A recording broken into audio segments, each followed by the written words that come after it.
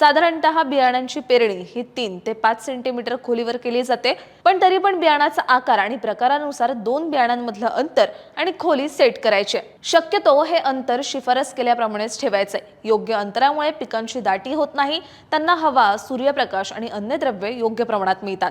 त्यामुळे पिकाची वाढ चांगल्या प्रकारे होते आणि सगळ्यात महत्त्वाचं म्हणजे बियाणं हेक्टरी योग्य प्रमाणात पडतं.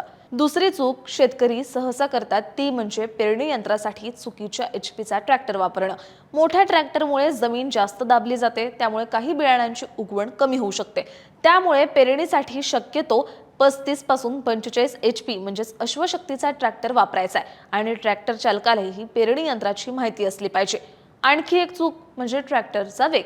पेरणी करताना ट्रॅक्टरचा वेग जास्त ठेवला किंवा तुम्ही हाताने चालवता येणाऱ्या पेरणी यंत्राला जास्त वेगात चालवलं तर बियाणं योग्य अंतरावर पडत नाही. त्यामुळे पेरणी करताना ट्रॅक्टरचा वेग ताशी 5 किलोमीटरपेक्षा जास्त ठेवायचा नाहीये. याशिवाय पेरणी करताना बियाणं योग्य अंतरावर पडलं का याकडे शेतकऱ्यांनी लक्ष द्यायचंय.